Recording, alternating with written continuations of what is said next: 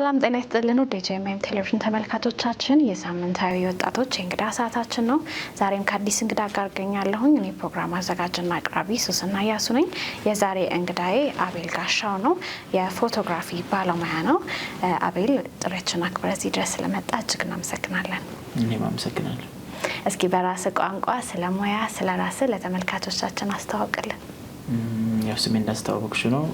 ሙያዬ ፎቶግራፍ ወይ የፎቶግራፍና የክሬቲቭ ዳይሬክተር ሙያ ነው።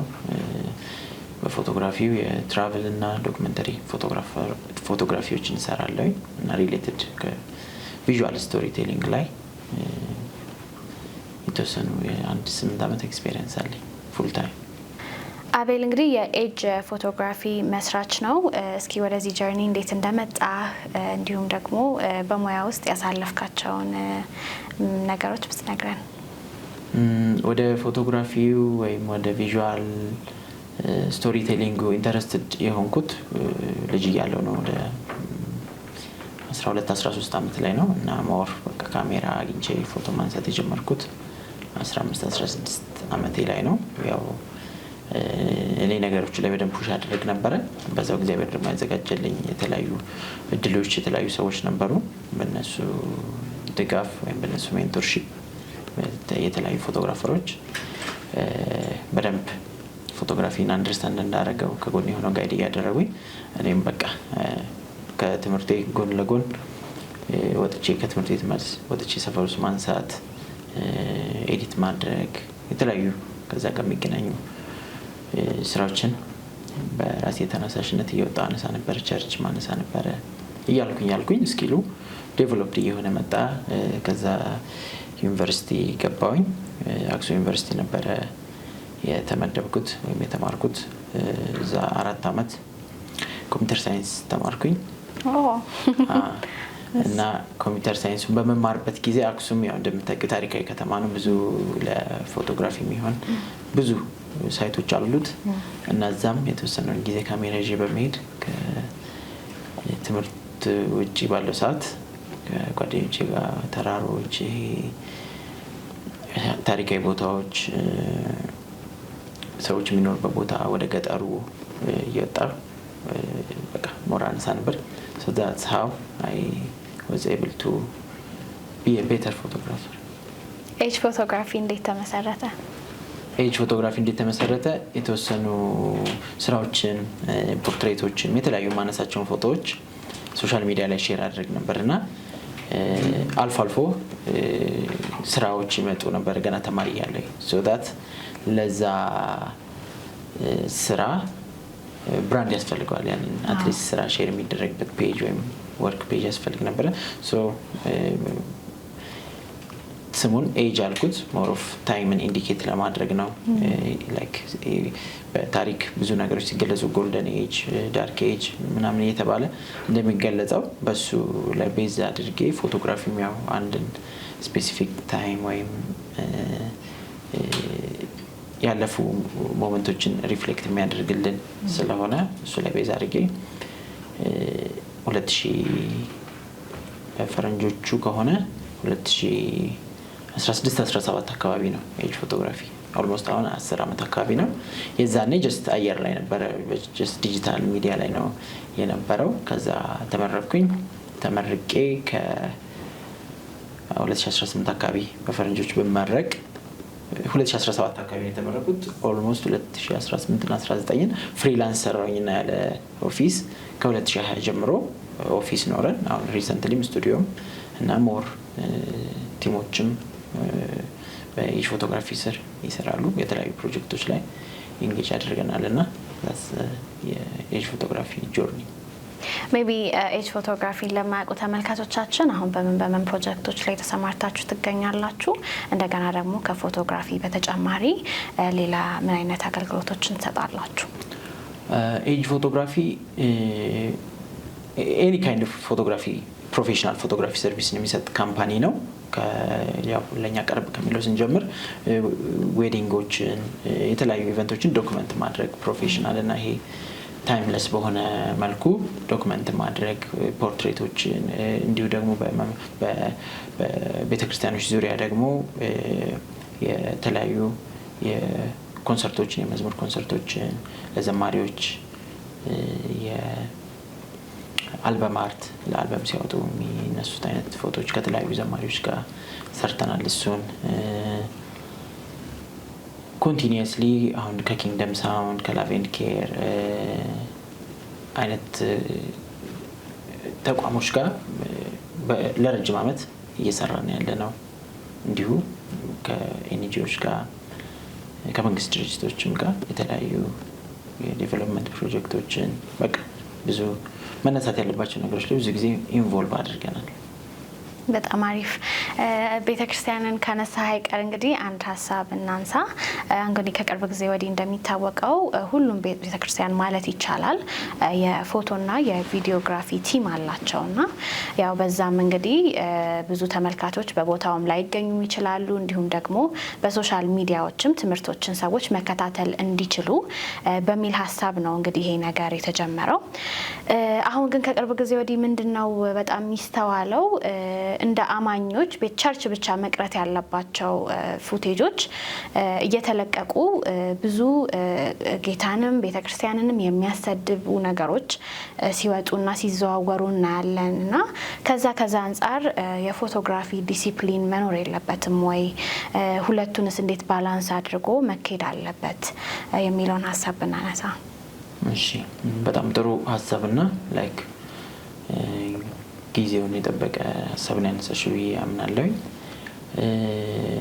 ኦፍ ኮርስ ቤተክርስቲያን ላይ ያሉ ፕሮግራሞች ዶክመንት መደረግ አለባቸው፣ መሰራጨት አለባቸው፣ ህዝብ ጋር መድረስ አለባቸው። ግን ያ ህዝብ ጋር የሚደርሰው ኮንቴንት ግን ምንድነው የሚለውን ላይ ስንጠይቅ ግን ላይክ ስለ ወንጌል ነው አብዛኛው። ቴሌቪዥን አሁን ስዊች ስናደርግ ቻናል እየቀያየርን ስናይ አቬሬጅ እየቀያየርን ስናይ ስለ ወንጌል ሲወራ ነው የምንሰማው ወይስ የሆነ በቃ ግራ የሚያጋባን አይነት ሰው በአጋንንት የተያዘ ሰው ሲጮህና ፓስተሩ በቃ የሆነ በስልጣን ነገሮችን ሲያደርግ ነው የምናየው። ሶ ባላንስ መሆን ያለበት ብዬ የማምነው አላማው ምንድን ነው? እነዚህ መንፈሳዊ ቻናሎች ወይም በዩቲዩብም የሚያሰራጩ ቢሆን በሶሻል ሚዲያዎችም የሚያሰራጩ የቤተክርስቲያን ቻናሎች አላማቸው ምንድን ነው? አላማቸው ኢትስ ጎስፕል ወንጌልን ብቻ ነው ፕሮፐርሊ መሰራጨት ያለበት። ያ ቅድም አሁን ስትይ እንደነበረ በተለያዩ ስርዓቶች የተያዙ ሰዎችን በቻናል ማሳየት ከጥቅሙ ጉዳቱን የሚያመዝነው ብዬ ነው የማምነው። ምክንያቱም እነዚህ ሰዎች እንደኛ የራሳቸው ላይፍ ወርክ ላይፍ ማህበራዊ ላይፍ ያላቸው ሰዎች ናቸውና እነዚህ ሰዎች ከዚህ ይሄ ነገር ከተሰራጨ በኋላ በሰዎች መካከል የሚታዩበት እይታ ምን አይነት ነው ብለን ስንጠይቅ ማናችን ብንሆን ያንን አንፈልገው። ስለዚህ ናዊዴስ ብዙ ቸርቾች ላይ የምናያቸው የሚሰራጩ ኮንቴንቶች የሆነ አንድ ኮምፒቲሽን የሚመስል ነገር ነው። የሆነ እዚህ የተሻለ ነገር አለ፣ እዚህ የተሻለ ነፃ መውጣት አለ፣ እዚህ የተሻለ ዴሊቨራንስ አለ፣ እዚህ የተሻለ ኃይል አለ አይነት ነገር ነው እንጂ ኢየሱስ ያድናል ኢየሱስ ነው መዳኛው አይነት አይደለም ብዙዎቹን ቻናሎች እየቀያየረን ስናይ። ስለዚህ አላማው ምንድነው? ወንጌል ማሰራጨት ከሆነ እነዚህ ሰዎች ነፃ መውጣታቸውን ኦፍ ኮርስ ማናችንም እንፈልጋቸዋለን። ነፃ መውጣታቸው ግን ግዴታ መሰራጨት የለበትም። ጀስት መናገር ይችላሉ። ሰዎች እንደዚህ መተወድነዋል እና መባል ይችላል ወይ ካለፈ በኋላ ሰውየው ሲመሰክር ብቻ ማሳየት ይቻላል። እንደዚህ ውስጥ ነበርኩ እንደዚህ በቃ ያችን ምስክርነቷ ነው የሰዎችን እንትን በማያሳይ እነሱ ምን አይነት ሁኔታ ላይ እንደነበሩ በማያሳይ መልኩ ማሳየት ይቻላል። ስንቀጥል ደግሞ አሁን የተለያዩ የአምልኮ ፕሮግራሞች ሊኖሩ ይችላሉ፣ ቸርች ላይ ሊኖሩ ይችላሉና ብዙ ጊዜ ፕሮፌሽናሊ አይደለም ስራዎችም የሚሰሩት። ፕሮፌሽናሊ አይደለም ስል የሰዎች ፕራይቬሲ የሚባል ነገር አለ። ያ ፕራይቬሲ እኔ ለምሳሌ ቤተክርስቲያን የሆነ ሰው ጋብዞኝ ሄድኩኝ፣ ጌታን አላውቅም፣ የሆነ ቦታ ላይ ቁጭ ብዬ በቃ ተነክቼ ላመልክ እችላለሁ ወይ ጌታ የሚለኝ ነገር የሰማው ባለበት ሰዓት ላይ ካሜራማኖች መጥተው በጣም አቅርበው ፊት ለፊት ላይ የምታይበት ዩቲዩብ ላይ ፌስቡክ ላይ ሾርት ምናምን ተደርጎ ሼር ሲደረግ የሚታይበት አይነት ሁኔታ ለብዙዎች ስደትን ይፈጥራል። ምክንያቱም በቤተሰብ ገና ከቤተሰብ ያልወጡ ልጆች ሊሆኑ ይችላሉ። የሚመጡበት ቦታ እንደዚህ አይነት ነገር የማይፈቅድ ነገር ሊሆን ይችላል። በስራም ቦታ በተለያዩ ሁኔታዎች ላይ ለነሱ ሴፍቲን የማይፈጥር ነገር ሊሆን ይችላል። እኛ በቃ ያምራል ብለን ያቀረብነው ነገር እንደዚህ አይነት ነገሮች ላይ የሆነ ጋይድ ላይን ቢኖር ቸርቾቹ የሆነ አሁን በፕሮፌሽናል ለዚህ ሚዲያዎች ላይ ኤዲቶሪያል ፖሊሲ የሚባል ነገር አለ። የሚቀረጽና የማይቀረጽ ነገር መግባት ያለበትና የሌለበት ነገር ተብሎ በብዙ የሚዲያ ተቋሞች ላይ አለ። የቤተክርስቲያን ሚዲያ እንደዚህ በብዙ ሺህ በብዙ ሚሊዮን የሚታይ ሚዲያ እስከሆነ ድረስ እንደዚህ አይነት ህጎች መኖር አለባቸው። ችግር የለውም ፊት ለፊት ጋር ሆነው የሚያመልኩ ሰዎች እነሱን ብናሳይ ሰዎቹን ፊት ለፊት መጥተው የተቀመጡት መቼም አልቀረጽም ብለው አይደለም። በቃ ከዛ አካባቢ ካሜራ እንዳለ አውቀው አክኖሌጅ አድርገው ነው የሚመጡት እና እንደዚህ አይነት ሰዎችን ብንቀርጽ ግን የሆነ ከሆነ ነገር የመነጠርን ሰዎችን ዲስኮምፎርት እስከሚያደርግ ብዙ ሰዎች የሰማሁት ነው። ይሄ በቃ እንደዚህ ቶታሊ ያልወሰኑ ወደ ጌታ እንትን ለማለት ቸርች የማይሄዱበት አንዳንዱ ምክንያት ራሱ እዛ እየቀረጹ ፊት ለፊት እንትን እያደረጉ እንትን እያሳዩኝ ይላሉ። ለምሳሌ እነዚህ ሰዎች በሌላ ዓለም ታዋቂ ሰዎች ሊሆኑ ይችላሉ። ቸርች ለምንድን ነው የማትሄደው? ስለመቀረጽ የሚሉበት ሁኔታ አለና ስለዚህ ይሄንን ከማንም በላይ እኛንን ፕሮቴክት ማድረግ ያለብን ለሰዎቹ ሴፍ ፕሌስ ነው እንጂ መሆን ያለብን ይባስ የሚሳቀቁበትና የሆነ ኮፍያ አድርገው ፊታቸውን ሸፍነው ምናምን ተደብቀው የሚመጡበት ቦታ መሆን የለበትም። ቤተክርስቲያን የኛ ፐርሰናል ከእግዚአብሔር ጋር የምናሳልፍበት ቦታ ነው። ቅድም ያልኩትን የሰዎችን ፓስት ኤክስፖዝ በማድረግ እንዲሁም ዛሬ ላይ ገና መስመር ያልያዘ ህይወት ላይ ያሉ ሰዎችን ኤክስፖዝ ከማድረግ አንጻር ይሄ ነገር በጣም መልክ መያዝ አለበት።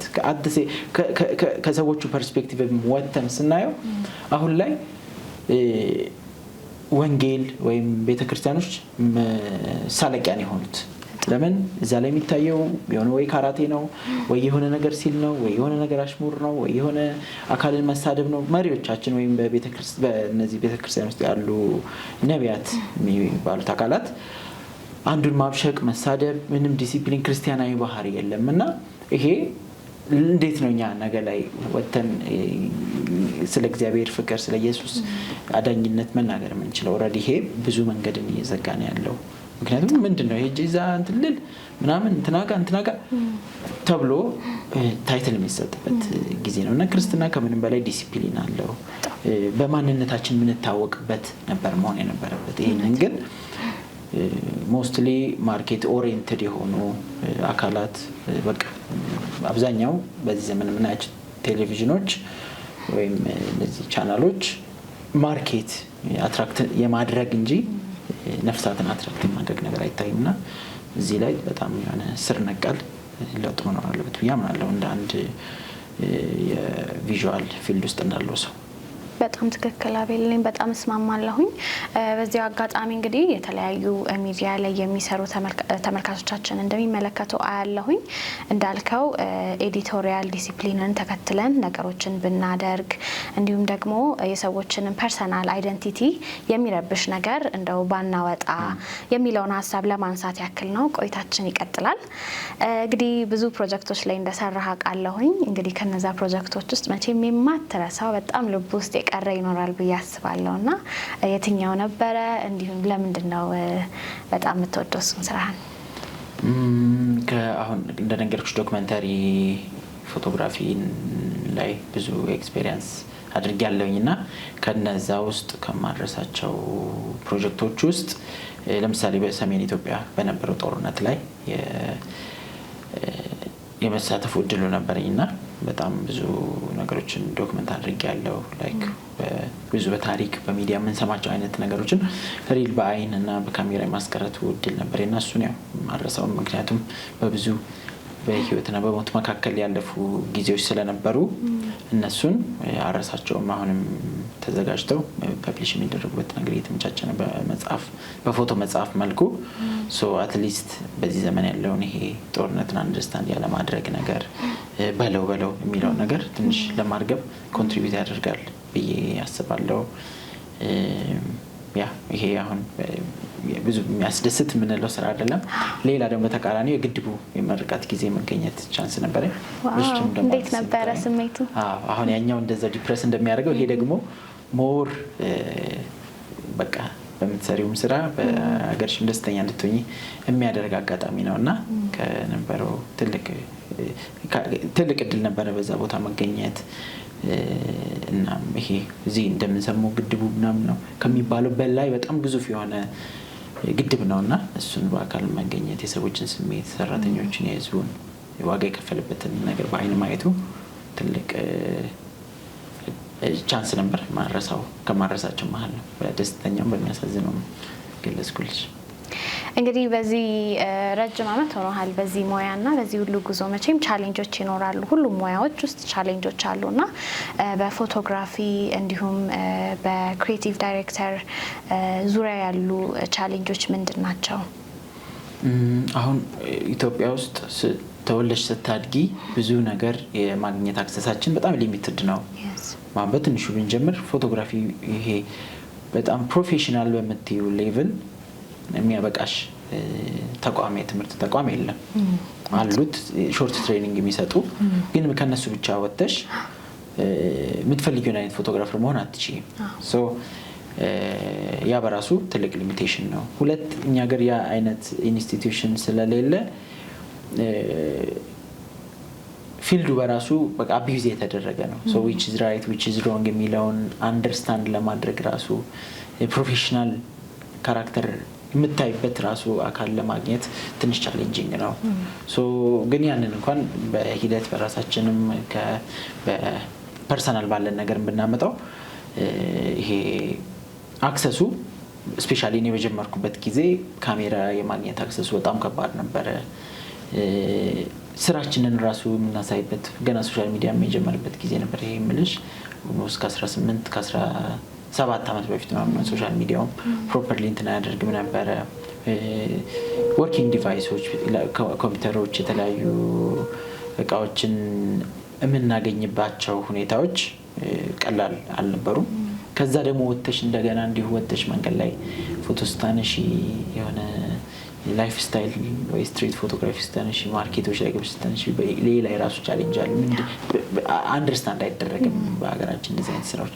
ወይ የሆነ ቴሌቪዥን ምናምን መጥቶ ካልቀረጸ በስተቀር አንድ ኢንዲቪዥዋል ሄዶ እዛ ጋር ሲያነሳ ዛሬም ይሄ ስቲል ችግር ነው።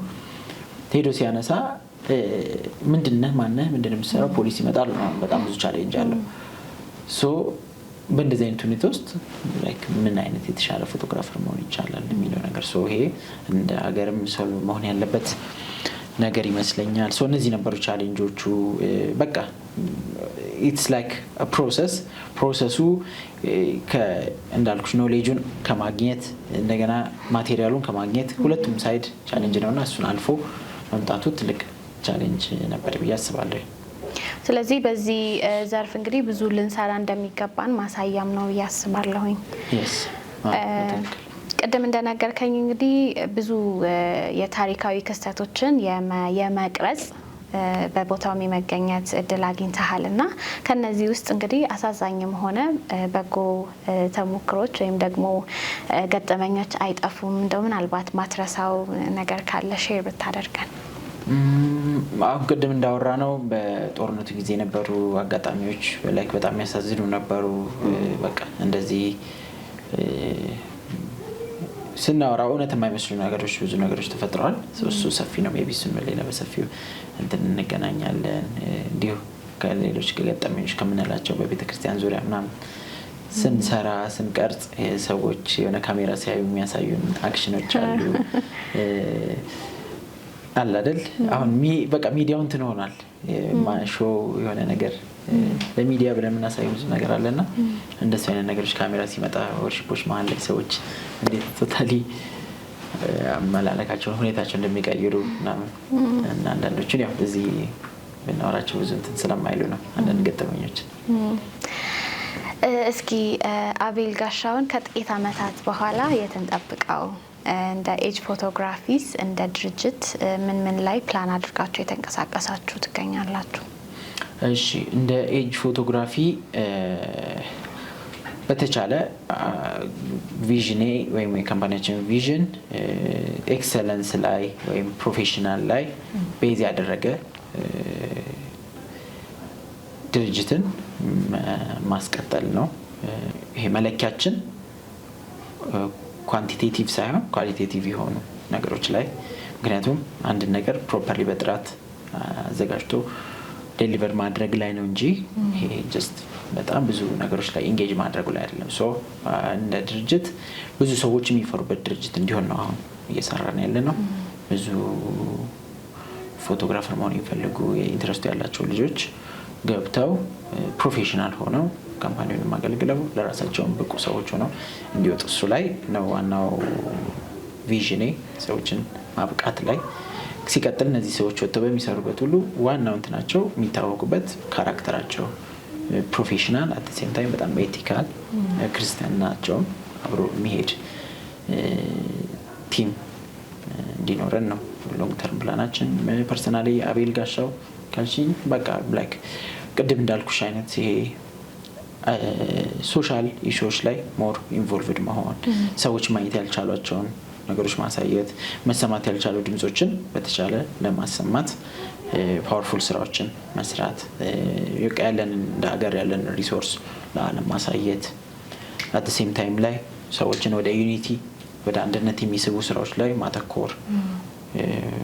በአንድ ቃል ልዩነትን መፍጠር ይቻላል፣ ግን ኒድስ ሎት ኦፍ ወርክ አሳማኝ ሆኖ ሰውን ወደ አንድ ጠረጴዛ መሰብሰብ እና አሁን ባለንበት ይሄ ብዙ ችግሮችና ቀውስ ባለበት ጊዜ ላይ በተቻለ ሰዎች ብዙ አሻግረው ማየት ያልቻሏቸውን ነገሮች የሆነ አጥር የታጠሩባቸውን ነገሮች አይተው ነገሮችን ባላንስድ የሆነ ቪው እንዲኖራቸው። ምክንያቱም እኔ ከዚህ ከሆነ ዲግሪ ውስጥ ሳይ 45 ዲግሪ ውስጥ ሳይ 90 ዲግሪ ሳይ ሞር ያለው 360 ሳይ ደግሞ ሞር የተሻለ ሪዝኒንግ እና አንደርስታንዲንግ ይኖረኛል። አክሽኖችም ከዛም በኋላ ማድረጋቸው ነገሮች ምክንያታዊ ይሆናሉ። እሱ ላይ ፎቶግራፊ በጣም ትልቅ አስተዋጽኦ ማድረግ ይችላል። ኖት ኦንሊ ሌሎቹም እንደዚህ ሊያደርጉ ነው ፕላን። በእኔም በድርጅታችን ያለን ምንድን ነው ቪዥን ይሄ ነው። በጣም አመሰግናለሁ አቤል። እንግዲህ ፕሮግራማችንን ወደ ማጠቃለሉ ደርሰናል። ምናልባት የመጨረሻ ሀሳብ ብናነሳ ወደዚህ ሙያ መግባት የሚፈልጉ ወጣቶችን እንደሚኖሩ አስባለሁኝ። ለነሱ የምትመክረው ምክር ካለ? እሺ እንደነገርኩሽ ቅድም ዛሬ ላይ አሁን የደረስኩበትን ነገር ስናወራው ኢትወዝናት ጀስት ዛሬ የተፈጠረ ነገር ላስቲር ፈልጌው በአመቱ የሆነ ነገር አይደለም። የአመታት ውጤት ነው። በዛ በአመታት ውስጥ there is a process ፕሮሰሱ ደግሞ አድካሚም ነው፣ ተስፋ አስቆራጭም ነው። በቃ ልህሽን የሚያስጨርሱ ጊዜዎች ይኖራሉ። እኛ አንድ ነገር ላይ እስከፈለግነው ድረስ we have to stick to the plan. ያንግ ጀማሪ እዚህ ክሬቲቭ አርት ወርልዱ ላይ ጆይን የሚያደርጉ አርቲስቶችን ምነግራቸው ሪሊ ከፈለጉት stick to the plan and it will pay them off. እና ሁሉም ነገር ፕሮሰስ አለው። especially these days ብዙ ነገሮችን የሆነ በቃ ሾርት ከት ምናምን ስለለመድን ካልቸሩም እንደዚህ አይነት ነገሮችን እያሳየን ስለሆነ እንደዚህ አይነት የጥበብ ስራዎች በሾርት ከት ሊመጡ አይችሉም። አትሊስት እኔ ያለፍኩበት መንገድ ስለሆነ እሱን ኮንፊደንትሊ መናገር እችላለሁ። በሾርት ከት በኤአይ በምናምን አይመጣም የጥበብ ዓለም። they have to be able to ፕሮሰሱን ኢንጆይ ማድረግ አለባቸው። ያንን ከባዱንም አስቸጋሪ የሚባለውንም ፕሮሰስ ኢንጆይ ማድረግ አለባቸው። ሲምፕል ኤግዛምፕል አንድ ዳቦ ሲዘጋጅ ዳቦ ስለተፈለገ ብቻና አቅም ስላለ የሆነ ነገር ስላለ ከስክራች ዳቦውን ፍጥር ማድረግ አንችልም። there is a process ተዘርቶ ከዛ ታጭዶ ፕሮሰስ ተደርጎ ተበጥሮ ተፈጭቶ ተጋግሮ ቦክቶ ነው አንድ ዳቦ የሚመጣው። ይሄ ላይክ በምንም ሚንስ ምንም ቴክኖሎጂ ቢመጣ አይ ቲንክ ይሄንን ባይፓስ የሚያደርግ ሲስተም የሚኖረን አይመስለኝም። ስለዚህ እንደዚህ አይነት ጥበብ ስራዎች ከሰው ማይንድ ጋር የተገናኙ ስራዎች እንደዚህ ኢምፓክትፉል የሆኑ ስራዎችን መስራት የሚችል ሰዎች እንድንሆን ከፈለግን we have to enjoy the process. The process is tough. The process ብዙ ዲሲፕሊን ያስተምረናል። ብቁ ሰው ያደርገናል ብዬ አምናለሁ። አንዳንዴ በአቋራጭ ስንመጣ አናውቀውም እንዴት አክት ማድረግ እንዳለብን ራሱ። ስለዚህ ሁሉ ነገር አልፈሎ ስንመጣ ላይክ ብዙ ነገሮች አይደንቁንም። ምክንያቱም እኛ ስቲክ ያደረግነው ፕላናችን ላይ ኢንድ ጎላችን ላይ ስለሆነ ዛሬ ላይ የምናገኛቸው የሆኑ ነገሮች አይሸውዱንም። ሰው በተቻለ አቅም ሌትስ ስቲክ ቱ ዘ ፕላን። እንደ ክርስቲያን ደግሞ ከሚያዩን ኦዲየንሶች አብዛኛው ክርስቲያን ናቸው፣ ጌታን የሚያውቁ ናቸው ብዬ ስለማምን እንደ ክርስቲያን ደግሞ በቃ ክርስቲያናዊ በሆነ ባህሪ መስራት፣ ያ ማለት ኢንቴግሪቲ፣ ታማኝነት፣ በቃ ትራንስፓረንሲ፣ በትክክል ክርስቲያን መሆናችን በሚያስታውቅ መልኩ አይነት ሆነን ፕሮፌሽናል መሆን ያለብን። ይሄንን ካደረጉ አይ ቲንክ ኢትዮጵያ ውስጥ ቤስት የሚባሉ ፕሮፌሽናል ናቸው የሚሆኑት። በጣም አመሰግናለሁኝ አቤል፣ ጥሪያችንን አክብረህ እዚህ ድረስ ተገኝተህ ተሞክሮን ስላካፈልከን በጂኤምኤም ቴሌቪዥን ስም አመሰግናለሁ። እኔም አመሰግናለሁ ይሄን እድል ስለሰጣችሁ። ቴንክ ዩ። ለዛሬ የነበረን የወጣቶች እንግዳ ሰዓታችን ይህን መስል ነበረ። ከአቤል ጋሻው ኤጅ ፎቶግራፊ ጋር የነበረኝ ቆይታ በዚሁ ተጠናቋል። በሚቀጥለው ሳምንት ከአዲስ እንግዳ ጋር እንገናኛለን። እኔ ፕሮግራም አዘጋጅና አቅራቢ ሱስና ያሱ ነበርኩኝ። መልካም ሳምንት ይሁንላችሁ።